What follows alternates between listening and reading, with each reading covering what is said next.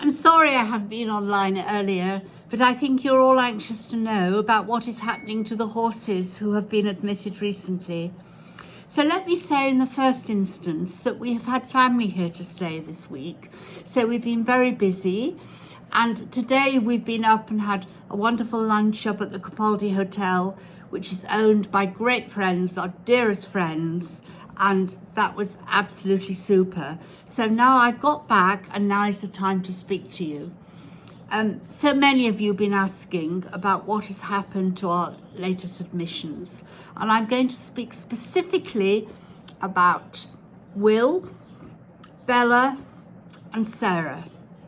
Sarah was admitted just 3 days ago, and she came from Agadir. She was a horse, and she had been abandoned, was lying on stony ground.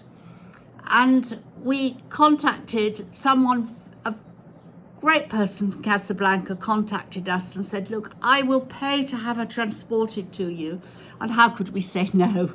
And we contacted a driver we know in Agadir, who drives for Sarah, the dog refuge. Also have donkeys in Agadir. And it was all arranged very quickly. And they went out to this horse and they knew it was coming to Georgia. And these young people who live locally, out of their own pocket, went and bought some betadine, which in the West is iodine. They treated her wounds. They did the best to prepare her for the journey. And she came up during the night. She has a broken leg. It's been broken for a long time. And she's now in a stable. She's still in a stable. We called her Sarah because that was the name of the person in Casablanca who arranged her transport. And she is doing extremely well. She's got painkillers. She's having antibiotics in case that there may well be infection around that break. The break is bound and she can weight bear on that leg. Now, our experience, particularly with donkeys and mules, is if they can weight bear, they can survive, and they will survive without pain. And of course, we would not keep an animal if it was in pain. But she clearly has the will to live, and she is doing very well. We are very pleased. And thank you to the young people in Agadir. Now, that brings me on to the other subject. Lots of people have posted how dreadful. They would never come to Marrakesh. This is awful. I'm sorry, come to Morocco. This is awful. It's barbaric. I understand your feelings. We have to deal with it every day of our lives. But I also want to say to you, this is our country. It's my country as much as the Moroccans. We love this country. We love the people. There's incredible kindness in this country, which in many ways we've forgotten in the West. Yes, you see animal abuse. But then when I was brought up in Liverpool and in Lancashire, in my lifetime, I saw animal abuse. I witnessed pit ponies going down the mines in the most awful circumstances. We are not unique here. But what I'm very pleased to say is I do believe people are changing. The minute these young people heard this horse was coming to Georgia, they sprung into action. Things are changing. So please, tourists, don't not come. It is a wonderful country. If you are upset by some of the things you see in terms of the animals, write to the Minister of Tourism and tell him. It brings me on to the next point, because I think there are some people out there that think that we post these pitiful photographs of donkeys when they're in a very distressed state in order to gather donations. That's not true. Do you think we do that? Because we always go on to let you know what the outcome is. Sometimes it's very sad and we have to put them to sleep, but we let you see them when they recover. And it is very important to us that people know what life is really like. It's not just about posting a picture of a fluffy donkey and saying, please donate. We don't do that. We don't say that. We tell it as it is. So it takes me on to the other two horses that you will have seen recently.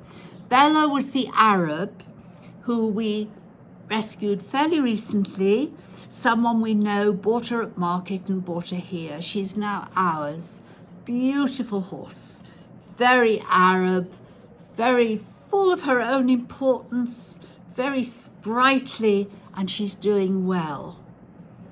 Will was the most heartbreaking I've ever seen. I went out with Ayub to pick up Will, and he was really at death's door out in the Palmery. And he's okay. He's doing okay, but it's going to take us a very, very long time. And I'm sure that you understand that. You'll have seen some photographs that Ellen Cochrane put online of horses that we rescued a year ago and are now in beautiful condition and up in the top paddock in the field. And it certainly takes at least 6 months with an animal in that position. So I hope you understand why we post and why we continue to post. Also last week was the very distressing situation where I was contacted by people about a little pony, a mare, who was with the camels down in Marrakesh Centre near de Galitz, that really was in a dreadful condition. Now, she had an owner. So I'm dealing with facts now. So anyone from any other charity who's listening to me, listen to me very carefully.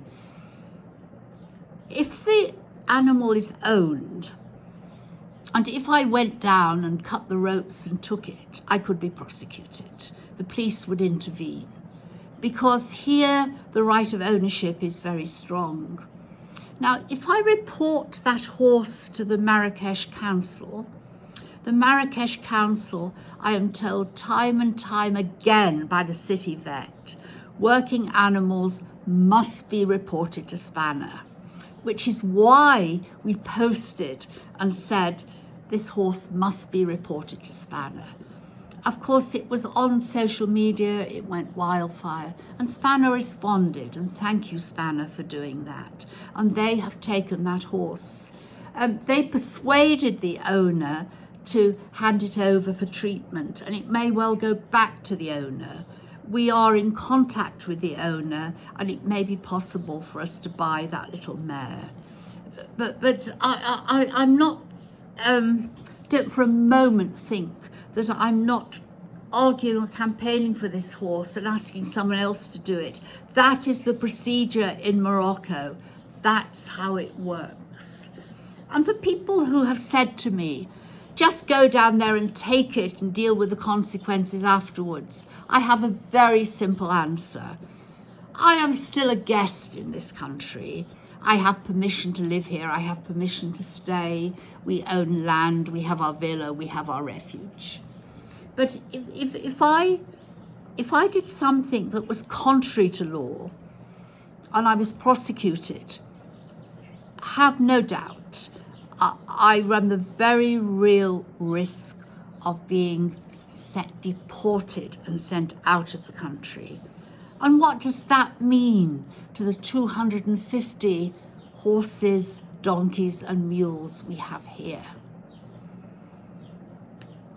You may think I'm a little arrogant saying this, but I am a lawyer, an English lawyer, not a Moroccan lawyer, but I'm perfectly capable of researching the law and checking how it actually works and working with the law to achieve the best objective.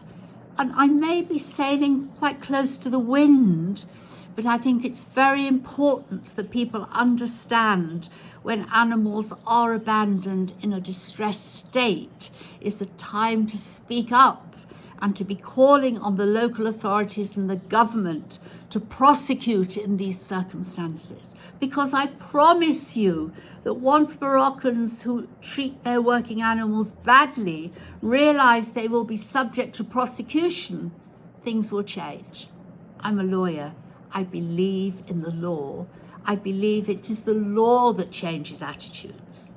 I could say to people forever and a day, you should not ill-treat a horse. It's contrary to humanity, it's contrary to every rights issue. I could argue it conceptually for hours and they wouldn't change. But if I say it is unlawful to do this, I promise you they will change. That's what happened in the UK in 1975-76 when we introduced the Sex Discrimination Act, the Race Relations Act. Companies wanted to know what they had to do to remain within the law. I'm sorry to be a bore, I'm sorry to play the legal card, and I have great faith in the Moroccan courts. We have been heartened by the attitude that the Moroccan courts have taken just recently over many issues. So we need to stand together on that basis. I've asked the boys down in the paddock if they will video those 3 horses for you so you can see what they're doing with them. But for now, I think that's all I should say. So bye for now and good night.